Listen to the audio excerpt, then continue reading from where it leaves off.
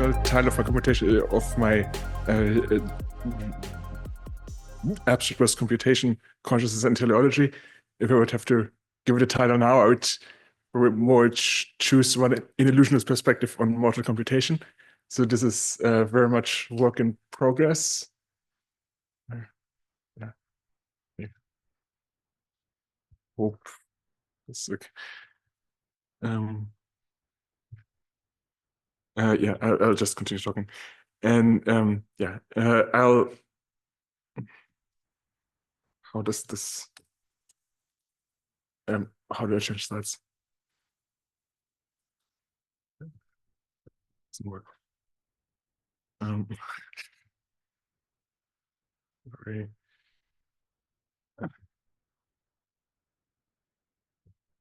Okay. Okay. No, okay. Okay. So like, I will make use of a series of physical computation and of illusionism to feed into this new notion of model computation that was introduced by Hinton, and that Johannes is proposed to apply to consciousness. And I will actually start the other way around. So I will say a few things on computational functionalism and this notion of model computation.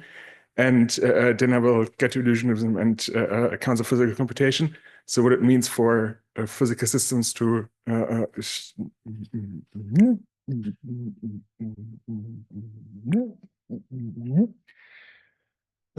implement computations. Think well know that computational functionalism was introduced by Putnam in 1967.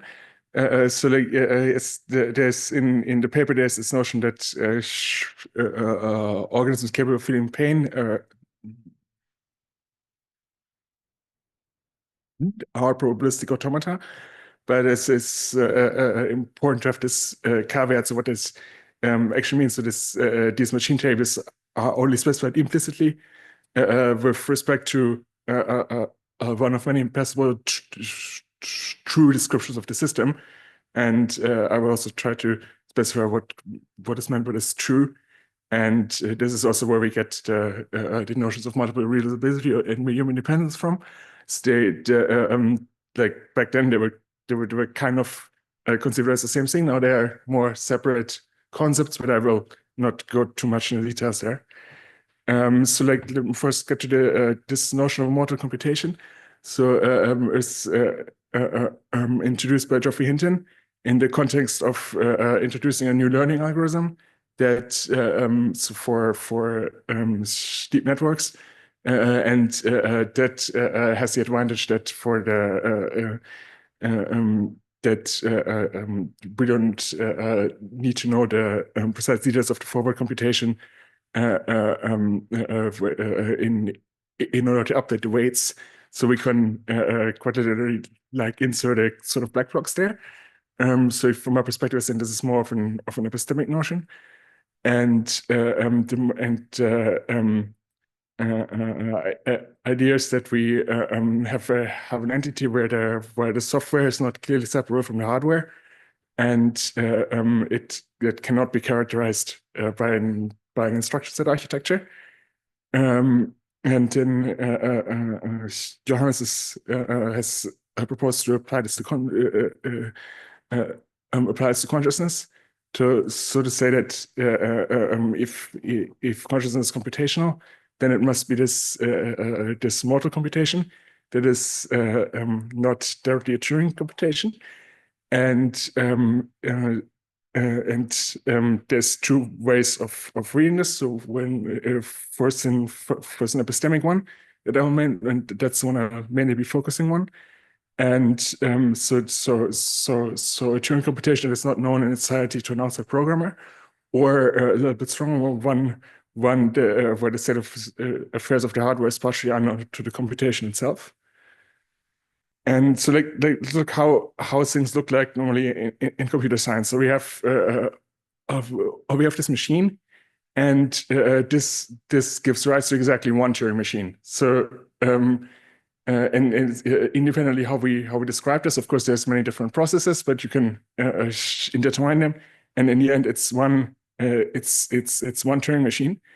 And if we program it, then like from that program we can trace back the machine code that is being executed, and this is really the only level that we care about ultimately in a traditional machine.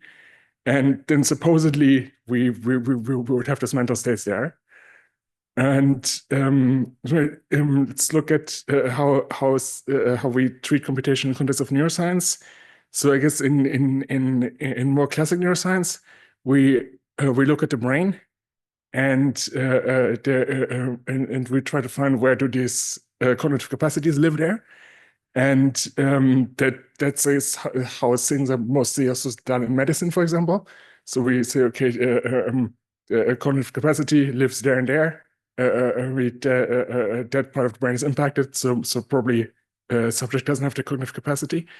But I'd say in at least consciousness science or advanced neuroscience application, we know of this. We have these computational models that kind of live in terms of abstraction, live in the middle between the cognitive capacities and the actual brain.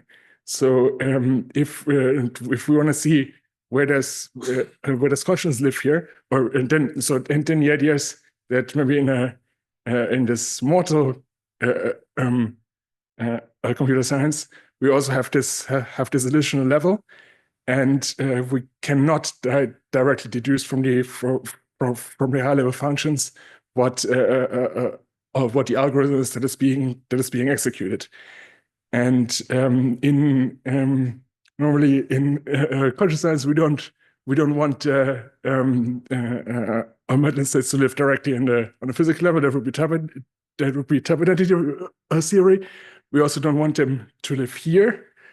And in the machine, the problem is that well, there is actually only one level, and type identity theory and behaviorism would kind of collapse into the same thing, because they both completely specify this Turing computation that is happening. So maybe do mental states live here? Well, I would more say that they live in this that consciousness is characterized by this epistemic process between of the abstraction between those different levels. And I think this corresponds very well to the framework of Daniel Dennett. So that mental states are fictional epistemic concepts, and we ascribed these mental states, like beliefs, desires, or intentions, to predict the behavior of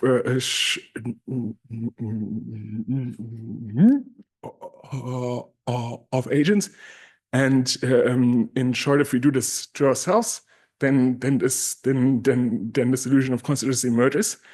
And of course, we can sort of make mistakes when adopting the intentional sense. For example, we can mentalize about lamps, for example, as we've seen this morning.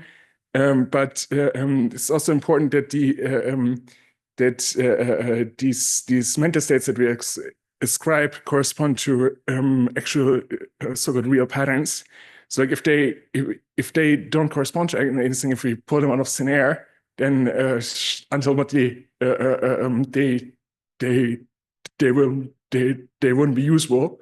It would fail. And also we would have like the high level sciences like psychology would become completely independent of neuroscience. And of course, we have the ontological replications are quite well known. So mental states have no causal power. We have causal closure physical, and certainly no Cartesian dualism. And so, like applying this, going back to this framework, so I'd say that computation models are on the one side specified by trying to identify these real patterns. And on the other hand, by taking the intentional stance to the system, and these kind of these perspectives come together in these computational models, and now get to how we can characterize this from the viewpoint of physical computation. So like I'd say that accounts of physical computation attempt to characterize real patterns. Like that's how this notion of pan-computationism is avoided. And it's a pretty common feature that we have to respect the causal structure, but it's we have to find other criteria to identify computational structures. And one popular approach is to do this through semantics or teleology. And I would say both don't really work in this framework, because they would whether correspond to taking an intentional stance, where like at this level of real patterns, we're not yet talking about semantics. And so I will consider two other alternative accounts, one by Milhouse and the most recent one from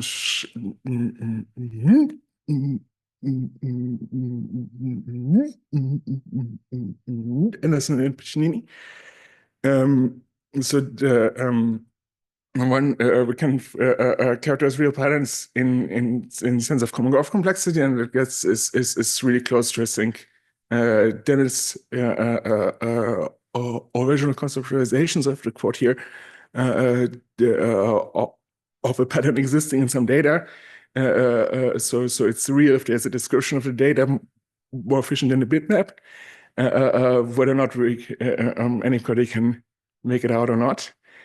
And so it's basically what we have to weigh it against each other, the complexity of the mapping between the physical system and the abstract entities, and the complexity of the machines that we get out. So like if we if this mapping is well chosen, then we have a relatively short mapping, and the physical causal structure will kind of will do the computation for us, so that we have a relatively complex, so that we get out a relatively complex description of a relatively complex computational process, but the mapping that we need to apply is relatively short. And one other proposal to identify real patterns would be is the one by Anderson and Piccinini. So they would say that the degree of robustness of computational descriptions measures a physical process depends on the extent that they bear the same amount of information about its trajectory. So we have these weak descriptions that only respect the causal structure.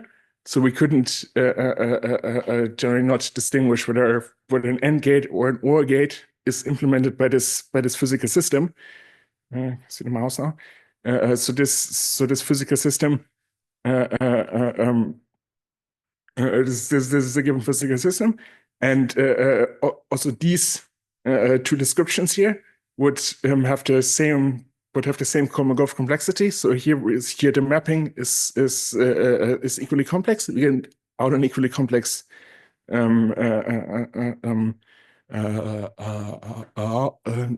abstract machine here, but only this thing would reflect what is actually happening in this physical system, which is what count as a robust description. But like in terms of Kolmogorov complexity, for example, it would be questionable whether we should prefer this, because this has a more complex description out that might not be so useful. as compared to these ones. And so I think we could be pluralistic here to a certain extent. And then Anderson and Piccinini also have this strong descriptions that and then these bring in the teleology. So and the strong descriptions on the other hand correspond to taking the intentional stance. So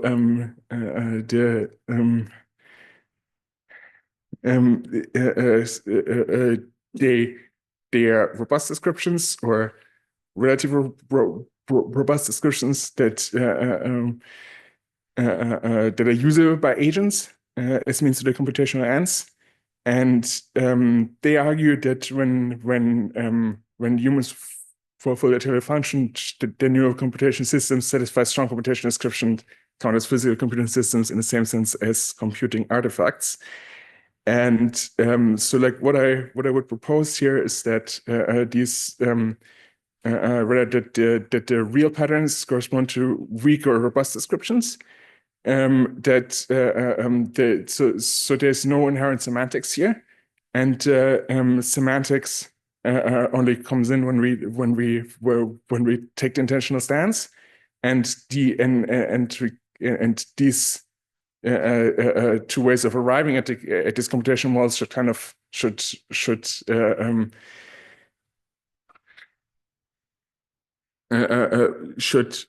should arrive at the same models and this leeway that we have to kind of is let me leave it at this. And the idea is that through this notion of model computation, we might get the same epistemological process there. So to conclude, how am I on time actually? So okay, perfect. So like, I'll say that this framework yields a version of non-computational functionalism. Because these model computations are not entirely median independent. I guess we said that's kind of clear from the beginning, and they're also not entirely teleological because we have this real patterns that should not have any inherent semantics to them, and it's Piccinini also wouldn't be entirely opposed to the ontological commitments that correspond to Dennis framework. And I think one important aspect here that we should consider is that in neuroscience, the degrees of freedom that we have are actually unknown. So like I think it would be very difficult to create hardware where we not only not know the details of what is happening there, but we don't actually know exactly where to look for the differences. And yeah, that's it. Thank you.